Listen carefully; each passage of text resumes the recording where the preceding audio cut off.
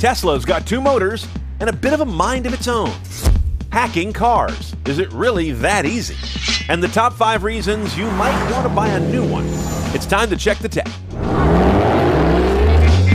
We see cars differently. Nice. We love them on the road and under the hood, but also check the tech and are known for telling it like it is. Ugly is included at no extra cost. The good, the bad, the bottom line. This is CNET on Cars. Welcome to CNET on Cars, the show all about high-tech cars and modern driving. I'm Brian Cooley. Well, the last time we had a Tesla Model S in for a deep review, I had a few things on my wish list. More performance was not one of them. But that's what we ended up getting with the new P85D, a performance model with dual motors. It's also got an early taste of Tesla's vision of autonomy. Let's drive it and check the tech.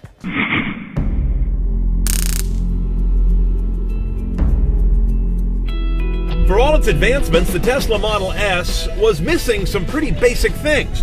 All-wheel drive and any kind of driver assist. They just got caught up. Let's drive the 2015 Tesla P85D. Check the tech rather quickly. Now on the outside, as you can see, these new D model Tesla Model S's are very familiar. It's what's happening underneath in two broad areas. First of all, the D tells you you've got dual motors, which also rolls in all-wheel drive. Secondly, a whole new wave of autonomy, driver assist to the degree of self-driving even, is coming in phases. Let's start with the drivetrain though. Now, a Model S traditionally had a single motor at the rear driving those wheels. These new D cars add a second motor at the front to drive those wheels to the tune of 188 horsepower at each end. If you get a P or performance model like we have, the rear motor gets bumped way up to 470 horsepower and the front a bit higher to 221 for a massive 691 total. That gets this nearly 5,000-pound car to 60 in just 3.2 seconds. Range is down, but only slightly from a standard rear-wheel drive Model S. Overall charge time doesn't change much in the new car, with a single charger that comes built in, about 8.5 hours. Option the dual charger, you get that down to about 4. Tesla's supercharger gets you 170 miles of range in 30 minutes, and if their battery swap stations come to fruition, you'll swap the whole pack in just 3 minutes. Now, all-wheel drive comes in many flavors, of course. There's that which is aimed very much at dealing with tough conditions and that which is aimed at performance. This one is clearly looking more like a performance setup, though it's certainly going to help you when you've got lesser traction. Then there's the new autopilot, which is what Tesla calls their driver assists. That means adaptive cruise that maintains speed and distance to other cars, along with the ability to come all the way to a full stop and resume. To be honest, nothing other cars didn't have a couple years ago. Ditto this car's new ability to read speed limit signs and alert you to the correct speed. Now, highway lane changing is interesting. You can do it by just signaling.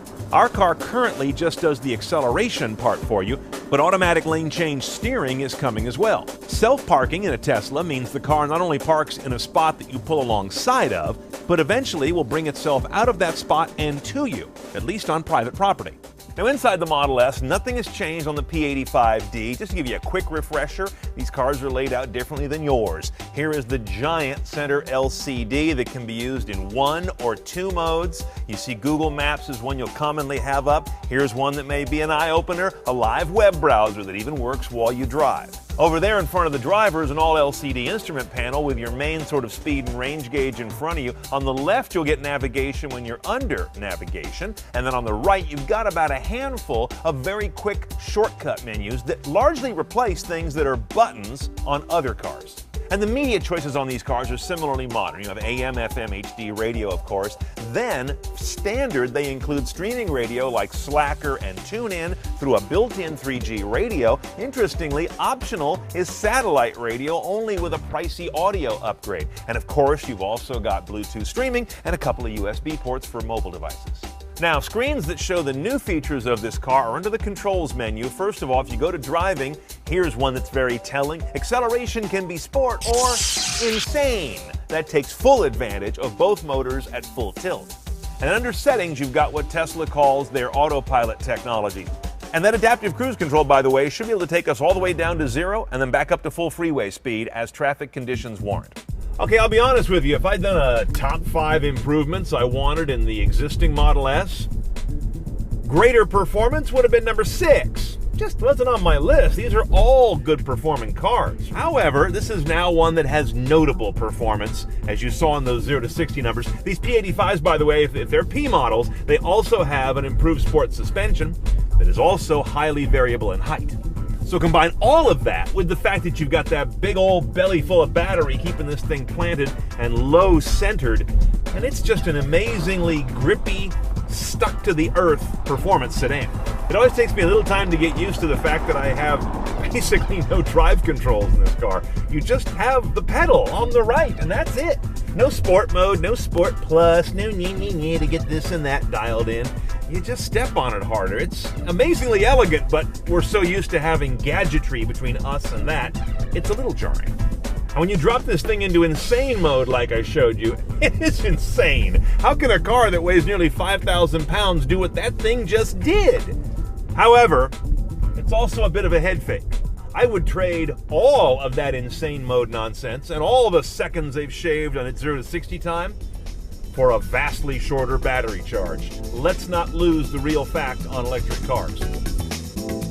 These P85Ds, which are top-of-the-stack performance dual-motor models, are coming in at around $106,000 base, and then we would add about another $8,000 in options, but due to the almost $10,000 in tax credits available, at least here in California, we end up actually below the MSRP, but still not a cheap car. This technology will also be very interesting as we see the all-wheel drive get much more accessible in the coming Model X.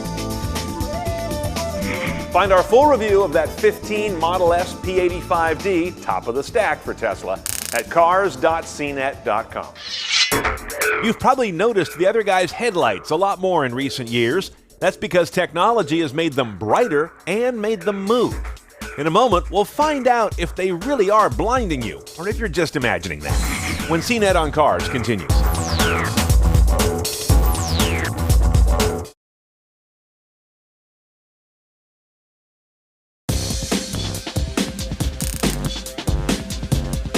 Adaptive front lighting systems, or these swiveling headlights that some cars have been clearly linked to lower insurance claims on cars that have them, and also have been proven to give drivers earlier detection of objects ahead on the road. Yet a lot of folks think that these swiveling lights create more glare when the other guy has them, and they still remain pretty rare on a lot of cars. Let's find out what's going on. In October 2014, the Insurance Institute for Highway Safety had 20 sample participants view cars with oncoming headlights of different types and rate the visual pain, if you will, on what's called the de Boer Visual Discomfort Index. Now, high-intensity discharge headlights, the really bright white ones like we have here, rated higher than standard headlights, as you might imagine, on that discomfort scale, but not in the realm of being unacceptable. What's interesting is the swiveling or adaptive front lighting system headlights did not rate meaningfully higher than ones that are fixed dead ahead. Another finding by the IIHS is that these swiveling adaptive headlights can allow a driver to spot something as soon as 1/3 of a second sooner on a curved road.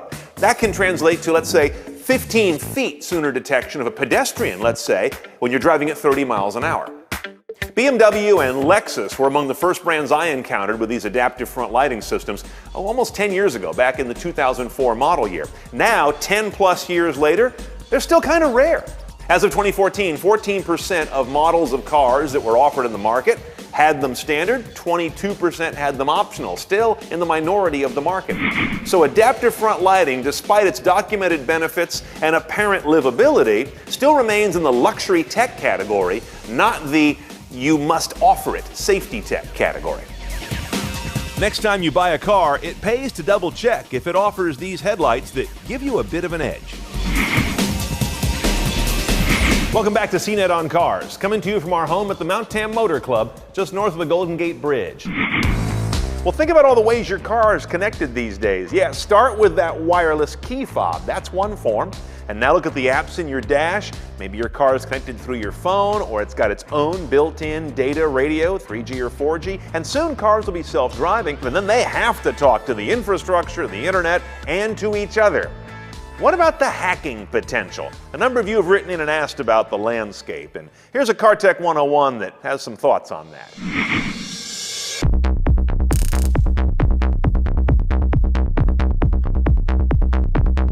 As recently as 5 years ago, reports of cars being hacked were out there, but they were viewed as either apocryphal or just unlikely to scale. Then this drumbeat of headlines began. March 2011, UC San Diego and University of Washington. Teams there able to hack into a mainstream production car via its cellular data connection, getting access to drive systems. May 2013, NHTSA establishes its first team to monitor car hacks and develop standards against them that are still pending. August 2013, Charlie Miller and Chris Valasek get into the backbone of a 2010 Prius and 2010 Ford Escape in a demonstration that they do through the OBD2 port, which is in every car made since '96. They get access to steering, braking, displays, and more. Summer 2014, a teenager spends $15 at Radio Shack and is reportedly able to remotely unlock and start a car at the Battelle Cyber Auto Challenge.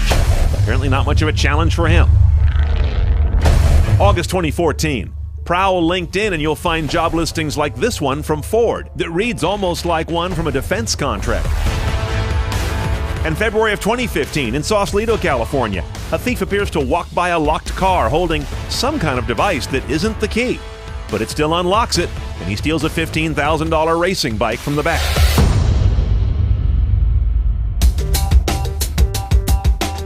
A typical new car today has maybe 100 microprocessors in it, networked together by a LAN, teaming with a lot of shared information that passes by most of those chips. All of this given shape by up to 100 million lines of software code. These are cyber-physical systems. So effectively, when you're in your car, you're in a computer with wheels. But what is the robustness and the resiliency of that entity? Probably far less than the laptop that you have sitting on a table at home. Mary Aiken is a cyber psychologist and real-life inspiration for the new show CSI Cyber that CBS just launched on Wednesday nights. I'm a cyber cop. Her concerns underline 4 things going on in the connected car. The processors and networks increasingly control important stuff. A car's systems are increasingly interconnected. Get into one part of the car's electronics, and you may be on your way to getting into the rest. Third, these systems are increasingly exposed to wireless interfaces, from a wireless key that can remote start your car to Bluetooth and Wi-Fi for streaming and hotspots, and built-in cellular radios that power the car's telematics or concierge service. And finally, the internet. As with everything else connected via it, it's a non-proprietary shared infrastructure. Intoxicatingly powerful, efficient, and scalable. But shared is shared. That means good guys and bad.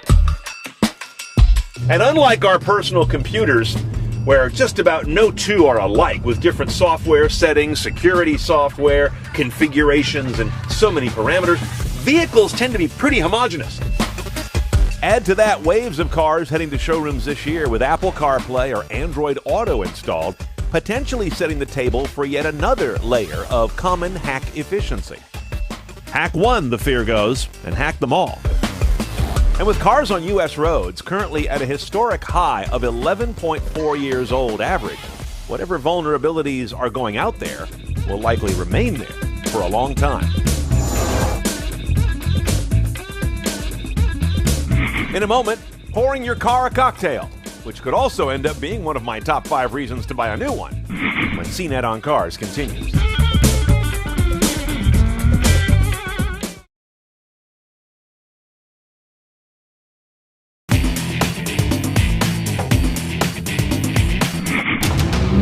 The iconic British vehicle. Some people want to modify them and put lots of blingy bits on, and other people just like the off-roading.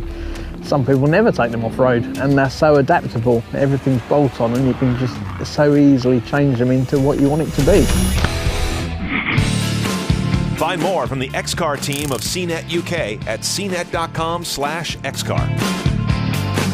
Welcome back to CNET on Cars. I'm Brian Cooley. Here's the part of the show where we take one of your emails, and this one comes in from Gearhead Drew. He writes, I just saw your excellent episode on the 2014 Mercedes-Benz S550, which had a great diesel engine and gave excellent insights on modern diesel advantages and improvements. His question is, could we do a little spot on octane in gasoline that would educate the average consumer on the myths and confusion of what octane is and what it does? And he also adds, by the way, can my car run on gin? Okay, first of all, Drew, I'm pleased to say we have covered octane. It was a while ago, though, so you may have missed it. It's back in our episode 44, June of last year, of 2014. Don't worry about digging for it. I'm going to put a link in the show notes for this episode at cnetoncars.com. We did quite a deep dive on it. But in a nutshell, if you've got a car that is designed and says requires high-octane gas, you should put it in there, or you are muting both its performance and its efficiency. Not good. It's generally worth the extra money to buy the better fuel. On the other hand, if you're putting high-octane gas into a car that couldn't care less, you're wasting money. It doesn't make that engine more powerful or more efficient. So don't do that either. Basically, give the car what it's designed for. You can't goose it either way by going up or down the gasoline quality ladder. Now, as to your more interesting question, can you run your car on gin? No, not the car you have now. However, there was one car that did. If you go back in the 1960s, the Chrysler Turbine car, a low production but production car that had literally a turbine engine running at incredible RPM to drive the wheels, and this was a vehicle that was able to run on gas, kerosene, perfume, just about anything you could dump in there, it would find a way to burn because it was an extremely high compression engine. You could run it on gin because the apocryphal story is the president of Mexico had one and ran it on tequila from time to time. But unless you find one of those, no, it's just not a combustible enough fuel. So add an olive and use it yourself. Now, not only are we at a time of particularly low gas prices here in the US, we're also at a time of very old cars on the road because we haven't been buying them in such great numbers in recent years. Partly because of the recession, partly because cars are made so well they don't beg to be replaced as often, and partly because millennials seem to show a little less appetite for rushing out and buying a new car when they get their new license. However, if all those are off the plate and you're in the market, or wondering if you should be, here are my top 5 reasons why you should buy a new car. Now, I'm looking at technology and engineering sea changes here. I'm leaving out the financial piece and the simple factor of new car lust. Those are up to you. Let's go. Number 5 is upgradability. Now, I do put this one low because it isn't real common yet. But car makers are beginning to make the most recent cars with software that can be upgraded after you purchase them, particularly for the head unit. Tesla is famous for doing these updates over the air. Ford has sent out millions of DIY upgrade USB drives that you plug in and do yourself. And many other car makers will upgrade your software when your car's in for regular service. You could end up with some nice new features on the main screen. The results can be great, or sometimes not. But without a late model car, you can't even find out. Number 4 is lighting. From high intensity to automatic high beams to headlights that steer themselves, front lighting has really changed. Test drive a new car at night and then get back in yours. It's like driving by candlelight. And for the oncoming car, it's like being interrogated. Number 3 is LCD touchscreens. Now, I put this in the middle of my list because having an LCD screen with touch or a controller isn't necessarily better than traditional knobs and a dot matrix display. See my Ford Touch. But in general, you'll get more choices, more control, and more information available on an LCD than any number of old-fashioned knobs and buttons. Though Honda and Acura try pretty hard to overload you with both. Today, all but the least expensive cars are shipping with at least a color LCD in the center stack. Number 2 is connectedness. But you say your current car already has an iPod connector and satellite radio. Aren't you adorable? Today, it's all about USB ports, built-in Pandora, TuneIn, and Spotify streaming apps, wireless Bluetooth streaming from your phone, and maybe even connected nav and destination search. These are things you'll use every time you drive, but only in the most recent years of cars. Now, I still don't make these number 1 because your smartphone can graft most of this onto an older car with at least an aux jack and a windshield mount. Before I get you to number 1, 2 recent car tech trends that I wouldn't even make number 10. Voice command and rear seat DVD systems. Why? Because they suck. Come on, car makers, get voice to work at least half as well as my phone. And DVDs? Still? Really? The number 1 tech change that is going to affect you every day in a new car is turbocharging and direct injection. This is the dynamic duo that have changed automotive power. Usually found in combination, DI and turbos have meant a wholesale move to cars with smaller engines with fewer cylinders. that still deliver more power, better MPG, and lower emissions. And this is the innovation on my list that you will literally appreciate every second your car is running. Thanks for watching. Hope you enjoyed this episode. You know where to find us, just about anywhere you look for streaming video online. And of course, keep those emails coming. It's oncars@cnet.com. Read every one, respond to as many as I can, and quite a few make it into the show, as you've seen. I'll see you next time we check the tech.